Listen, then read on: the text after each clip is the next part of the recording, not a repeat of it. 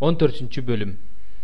Ошол күндөрү Дубан акими Ират Ыйса жөнүндө угуп, өз карамагындагы адамдарына: "Бул чөмүлдүрүүчү жакан, ал тирилиптир.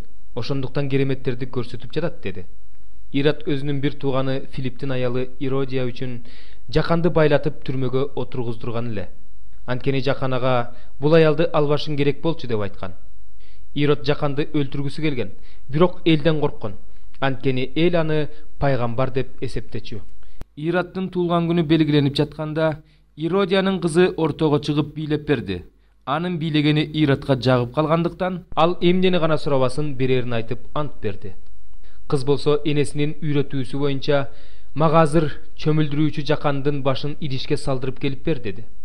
Буга падыша капа болду, бирок коноктордун алдында ант берип койгондугу үчүн анын сураганын орундатууну буйруду.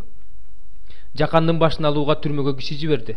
Идишке салынган башты кызга алып келип беришти. Кыз болсо аны энесине алып барып берди. Шакирттери келип анын сөөгүн коюшту. Андан кийин алар барып Ыйсага кабарлашты. Ыйса муну укканда өзү жалгыз кайыкка түшүп ээн жерге сүзүп кетти. Бул жөндө уккан адамдар өз шаарларынан чыгып, анын артынан жөө ээрчишти. Жээкке чыгып Ыйса чогулган көп элди көрдү. Аларга боор ооруп, оорлууларын айыктырды. Кеч киргенде шакирттери Ыйсанын жанына келип: "Бул ээн жер экен, кеч да болуп кетти. Элди тарат, айылдарга барып өздөрүнө тамак аш сатып алышсын" дешти. Ошондо Ыйса аларга: "Элди таратуунун кереги жок, аларга тамак ашты силер бергиле" деди. Алар ага: "Бизде 5 нан, 2 балык эле бар" дешти. Ошондо Ыйса: "Аларды бул жерге мага алып келгиле" деди. Элге чөпкө турууну буйругандан кийин ал 5 нан менен 2 балыкты алды да асманды карап Кудайга ыраазычылык билдирди. Нандарды сындырып шакирттерине берди. Алар болсо элге таратышты. Бардыгы тое жешти. Артып калган нандарды чогултканда 12 себет толду. Аялдар менен бала бакыраны эсептебегенде тамактангандардын саны 5000ге жакын эле.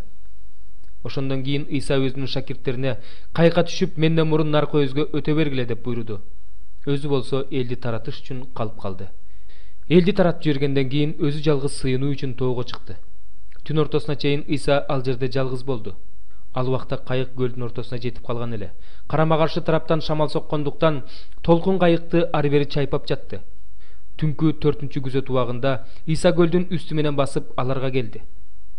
Көлдүн үстүндө басып келе жаткан Ыйсаны көргөн шакирттер коркуп кетип: "Бул элес" деп кыйкырып жиберишти.